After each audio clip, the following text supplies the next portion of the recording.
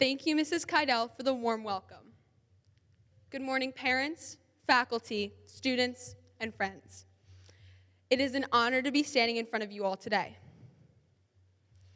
Did you know, every day, about 4,617 people will be diagnosed with some sort of cancer.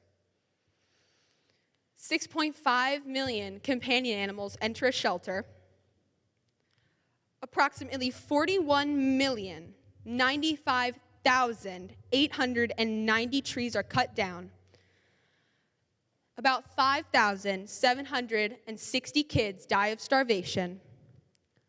And 2 million tons of sewage and waste are released into the world's water. To put that in perspective, that is the weight of 6.8 billion people, which is a little less than the number of the people in our world today. After hearing this, can you imagine being one of the many people suffering from starvation, or one of the many people who don't have access to clean water?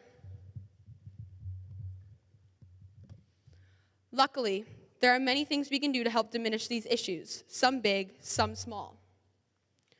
One really helpful thing to do is raise money so that the charity can use it for what is most necessary. Imagine if the whole 8th grade class held separate fundraisers over the summer and each person raised $10,000. Then, at the end of the summer, if we combine that money, we would have $250,000, or $250,000 to donate to a cause of our choice. First, we would need to agree upon which charity to donate that to, and that might be a challenge unto itself. Another scenario. Let's suppose there are about 300 kids at Montgomery School, and everyone raised $1,000 over the summer. Then collectively, we would have raised $300,000. And that's just for 1 year. Imagine if we all did that for 5 years. We would raise $1.5 million. It's not just about raising money, though. Philanthropy comes in many different forms. Donating old clothes to Goodwill, giving canned food to a local food bank, or even donating some of your time to your favorite cause helps in a big way. As J.R.R. Tolkien once said, even the smallest person can change the course of the future. Take the ALS Ice Bucket Challenge. Pete Frates was credited with the idea of the challenge. Frates was diagnosed with ALS in 2012, and his friend, co-creator of the challenge, Pat Quinn, was diagnosed in 2013. This simple idea of dumping cold water on your head turned into an $115 million idea that helped fund scientific research, which led to scientific breakthroughs for ALS. Here's a short clip about the Ice Bucket Challenge. Movement. Last month, one of Pete's friends introduced him to the Ice Bucket Challenge, where people are asked to dump a bucket of ice water over their heads and post the moment on social media. The point? To raise awareness and funds for a given charity. Pete couldn't do it himself, but he could ask others to do it for his charity and his cause, ALS. And this is all to raise awareness for ALS and Pete Frates. Suddenly, athletes all over Boston were doing it. To support ALS and my friend Pete Frates. Then, athletes across the country. Hi, I'm Sydney Crosby, and I accept Ice Bucket Challenge in support of all those with ALS, especially Pete Frates. Then, teams. All right, JT here. Celebrities. Over the head. Families. Everybody.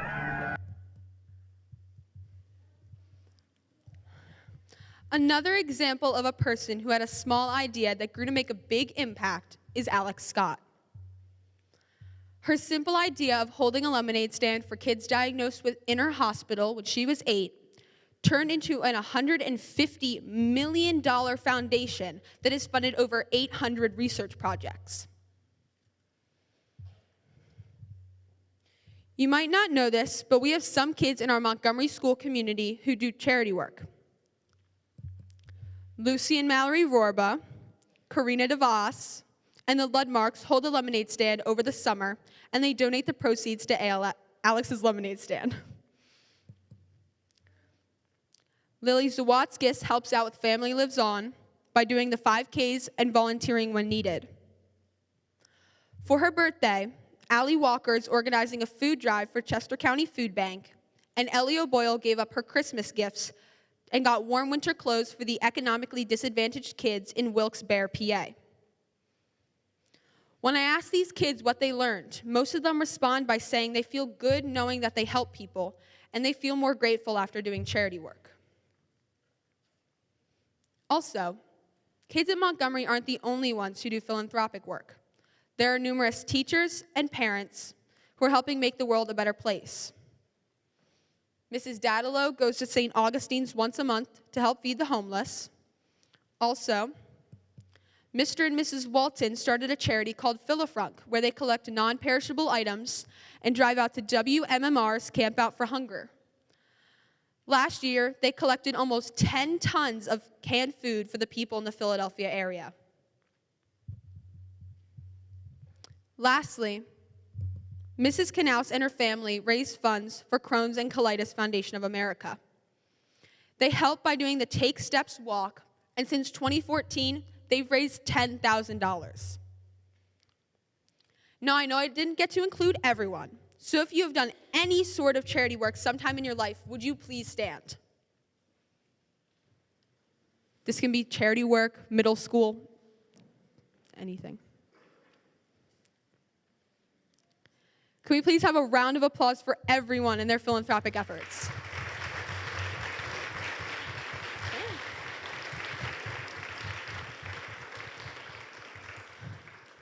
Thank you. As you can see from the amount of people that stood up, Montgomery is a very giving community, and we learn to be giving in school. In 4th grade, Mrs. Clay asked us to do chores around the house and collect money for our One Hen project. With the money we raised, we helped buy livestock for families in Africa. Another thing we do at Montgomery is the Thanksgiving food drive. When you're in 3rd grade, you get to promote the drive and go to the Lord's Pantry to deliver the food. Also, in 4th grade, the students run Operation Gratitude, where they collect candy and send it to the troops. From doing this at a young age, I think Montgomery helps promote the idea of thinking about others and not just about yourself. 1 week ago today, a couple friends and I drove up to Doylestown to participate in a Feed My Starving Children event. Feed My Starving Children is a nonprofit organization that helps make meals for kids, for starving children in body and spirit. At this event, our job was to package meals for kids all over the world that were starving. Each meal consists of a small scoop of vitamins and dehydrated vegetables, and a mug full of soy and rice. Those ingredients were funneled into a 13-ounce bag and sealed. Now, this 13-ounce bag consists of 6 meals. Can you imagine getting 1/6 of this bag up here for food once a day? As a table, our group packaged 720 bags, which is equivalent to 4,320 meals. But together, all the volunteers on our shift made 28,512 meals.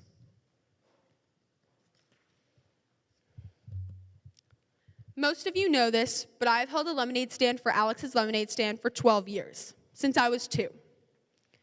Throughout those years, I have learned many things.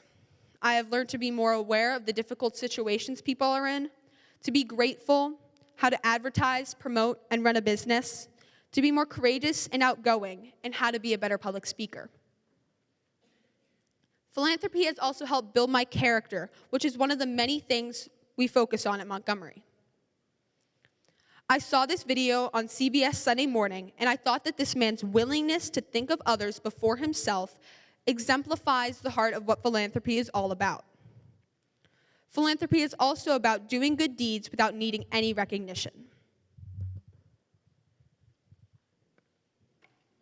Earlier this month, in Kansas City, Missouri, the Jackson County and when they spotted a subject, they went after him in a sting operation, the likes of which this country has never seen. Hello, ma'am. Your vehicle was targeted. What do you mean? Oh my gosh. Okay. What made this operation especially unusual was the man behind it. Good morning. A fellow in a red hat, known to these men only as Secret Santa. We got a mission today to go out and do random acts of kindness. Every year, this anonymous, wealthy businessman gives out about $100,000 worth of $100 bills to random strangers. But this year, instead of doing it all himself, he deputized these deputies to give away much of it. Okay, let's start with 1,000. And so, armed to the teeth with Benjamins, the officers went out to do Santa's bidding. On a red and color Chevy Cavalier. They specifically went after people they thought would appreciate it most. Cars driving while dented or out on Bondo were likely targets. Merry Christmas. You're kidding. See that? Yes. Oh my God. No. Most people weren't just blown away. Thank you so much. Most people were brought to tears. Would that make your day better? Their reactions, a combination of really needing the money Are you serious right now? and being caught so off guard. Hello. He just looked straight at me and turned around and pulled me over with no cause. Hold on. How you doing, ma'am? I'm good until you pulled me over. Okay. Well, on behalf of Secret Santa, he wants you to have this. Okay? Jessica Rodriguez, a mother of 3, told the deputy he saved her Christmas. I wasn't going to be able to get the kids anything. Well, I hope you be able to get your kids something with. As always, moments like that are the main mission here. All right, you have a good holiday season. But this year, Secret Santa also had a secret agenda. What do you want the officers to get out of this? Joy. You know, as tough as they are, they have hearts that are bigger than the world.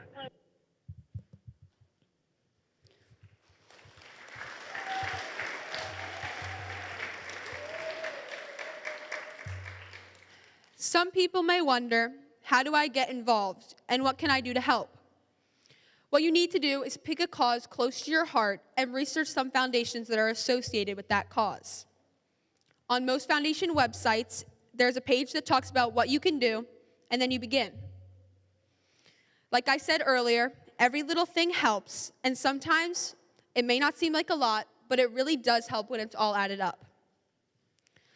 So my question to you is, what cause will you help? There are many people in the world suffering, many animals being mistreated, and many economic issues that need to be fixed.